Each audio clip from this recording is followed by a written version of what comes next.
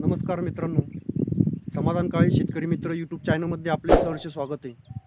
व्हिडिओमध्ये नवीन असाल तर बेल आयकॉन दाबायला विसरू नका, जेणेकरून नवनवीन व्हिडिओ तुमच्यापर्यंत पोहोचेल। चला मित्रांनो, आज आपल्या समोर कृषी भूषण पुरस्कार प्राप्त अरुण भाऊ सोहने हे आपल्याला कपाशीबद्दल मार्गदर्शन करताय। तर आपण त्यांचे दोन शब्द ऐकू आपण। चला तर मित्रांनो, आपण आज कपाशी संदर्भात त्यांच्याशी चर्चा करणार आहे। आपल्यासोबत कृषी भूषण पुरस्कार प्राप्त व त्यांनी 70 गुंठ्यामध्ये 40 क्विंटल गहू घेऊन विक्रम नोंदवला आहे। सोयगाव तालुक्यामध्ये असे उत्कृष्ट शेतकरी पण आहे आणि त्यांना पुरस्कार प्राप्त झालेला आहे। तर आपण ते कपाशी संदर्भात त्यांच्याशी चर्चा करत आहोत। नमस्कार शेतकरी मित्रांनो, सर्वप्रथम मी आज समाधान भाऊ काळे यांचे खूप आभार मानतो की आज सगळ्यात महत्त्वाचं म्हणजे सोशल मीडिया ही ताकद एवढी भारी आहे आणि आज त्यांनी दाखवून दिलं आहे की बरेचसे शेतकरी कोणी लाजाळू असतं, कोणी न बोलणारे असतं, कोणी स्वाभिमानी असतो। आपण जे शेतात पीक पेरलं आहे ते पिकाला जर इजा पोहोचली ते कोणाजवळ बोलतसुद्धा नाही, चुपचाप ते सहन करून परत दुसरं पीक उगवण्यास सुरुवात करतो। पण आज समाधान भाऊ काळे हे बांधावर जाऊन शेतकऱ्याची जी व्यथा, मनोगत, प्रॉब्लेम, समस्या हे आज महाराष्ट्रात, पूर्ण महाराष्ट्रात, दिल्लीपर्यंत पोहोचवत आहे यूट्यूबच्या माध्यमातून। आज यांचा आम्हाला सोयगावकरांना खूपच अभिमान आहे आणि सगळ्यात महत्त्वाचं म्हणजे आज शेतकरी जगला तर देश जगेल असं म्हणता, पण शेतकऱ्याचे बऱ्याचशा समस्या असतात, तो बोलूही शकत नाही। आज हे काम खूप चांगलं करत आहे, त्याबद्दल सर्व शेतकऱ्यांकडून आज त्यांचं स्वागत होत आहे। सर्वप्रथम मी आज कपाशी या पिकावर बोलणार आहे।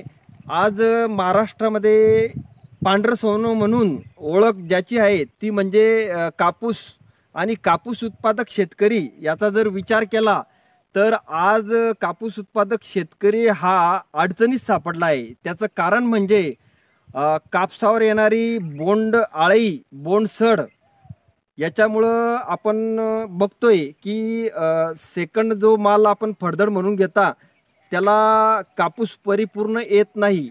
आणि सगळ्यात महत्त्वाचं म्हणजे आतापर्यंत काही वर्ष अगोदर फर्स्ट माल म्हणजे पहिला जो कापूस निघायचा तो सेकंड माल तेवढाच यायचा। पण आता झालं काय नेमकं, आता एक शेतकऱ्यांनी एक ट्रेड पकडून घेतला, म्हणजे दिवाळीपर्यंत कापूस लावायचा आणि तो उपटून टाकायचा आणि दुसरं रब्बीचं पीक घ्यायचं।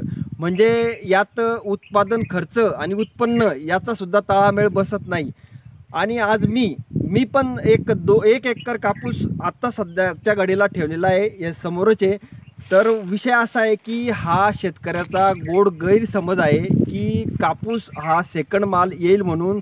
मी गेले 5 वर्ष आणि माझे शेतकरी बंधू 5 वर्ष ते 6 वर्षापासून सेकंड मालाच्या प्रतीक्षेत भरपूर प्रयोग करताय, वेगवेगळ्या औषधी फवारताय, पण उत्पन्न काही होत नाही। बोंडअळीला बळी जाऊन शेवटी उपटून टाकावे लागतात। म्हणून आज सरकारने जी BG2 ही तंत्रज्ञान गेले 12 ते 15 वर्षापासून महाराष्ट्रामध्ये सुरू आहे, टेक्नॉलॉजी जी सुरू आहे ती वातावरणाच्या बदलामुळे ती टेक्नॉलॉजी आता सध्या काम करत नाही। म्हणून आज शाश्वत उत्पन्नाची हमी नाही।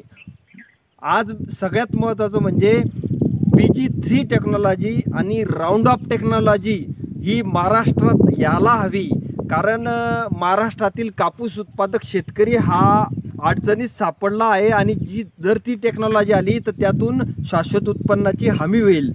आज जर असंच चालू असलं तर कापूस उत्पादक शेतकरी कापूस लावण्यासाठी गुड बाय म्हणेल। आणि सध्या तरी मला वाटतं की सर्वत्र बऱ्याच शेतकऱ्याच्या तोंडून मी ऐकतोय की कापूस हा मी आता लावणार नाही। त्यासाठी सगळ्यात महत्त्वाचं की शेतकऱ्यांसाठी आणि मजुरांसाठी, आज मजुराचा जर विचार केला तर मजुरी पण वाढती आहे, पण सगळ्यात महत्त्वाचं म्हणजे कापूस ज्यावेळेस उत्पादक शेतकरी कापूस घेतो त्यावेळेस भावही महत्त्वाचा असतो। भाव, मजूर आणि सगळ्याचा ताळमेळ बसल्यानंतर शेतकरी समाधानी असतो. पण आजच्या परिस्थितीमध्ये कापूस उत्पादक शेतकऱ्याच्या अंगावर टांगती तलवार आहे. पुढच्या वर्षी कापूस उत्पादक शेतकरी कापूस लावणार नाही, बऱ्याच शेतकऱ्याच्या चर्चेतून आला आहे. जोपर्यंत BG3 टेक्नॉलॉजी आणि नॅनो टेक्नॉलॉजी अस्तित्वात येत नाही.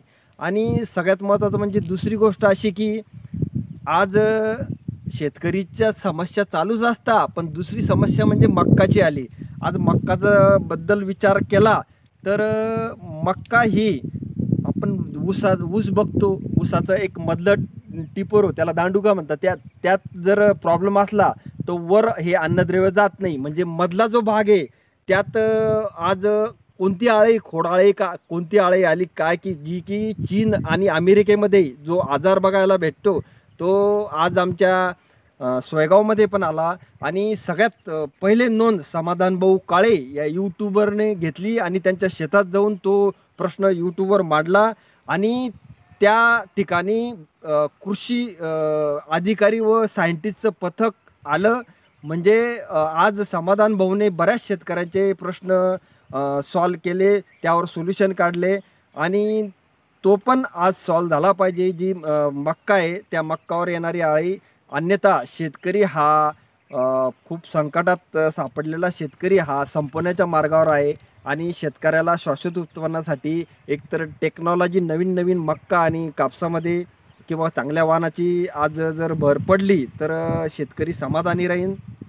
पुरस्कार प्राप्त कृषीभूषण पुरस्कार प्राप्त अरुण भाऊ सोनी यांनी त्यांच्या 70 गुंठ्यामध्ये 40 क्विंटल गहू उत्पादन काढलं आणि चांगल्या प्रकारे असं उत्पन्न काढलं. तर त्यांच्याकडून आपण त्यांच्याबद्दल ट्रीटमेंट कशी करली ते विचारू.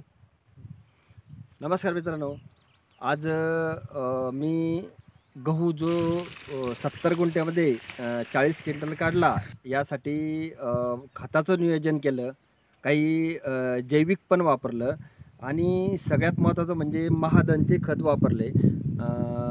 आणि जवळपास बऱ्याच वेळेस असं होतं की ओंब्यात आल्यानंतर बरेचसे लोक म्हणतात की पाणी देऊनही गहू भुरका पडतो, पण त्यावेळेस मी पाणी दिलं, पाण्याची उपलब्धता होती म्हणून. आणि ज्यावेळेस मी गहू हार्वेस्टिंगचा विषय घेतला तर एक हार्वेस्टिंगचं मशीन होतं, त्या पद्धतीने काढलं, मला खर्च पण कमी लागला. आणि बऱ्याच शेतकऱ्यांना विनंती आहे की आता नवीन टेक्नॉलॉजी आधुनिक पद्धतीने जे तंत्रज्ञान आलं आहे त्याचा वापर करून हार्वेस्टिंग करून आपलं माल घरात आणावा. धन्यवाद. व्हिडिओ आवडला शेअर करा, लाईक करा, फॉलो करा, सबस्क्राईब करा आणि बेल आयकन दाबायला विसरू नका, जेणेकरून नवनवीन व्हिडिओ तुमच्यापर्यंत पोहोचेल.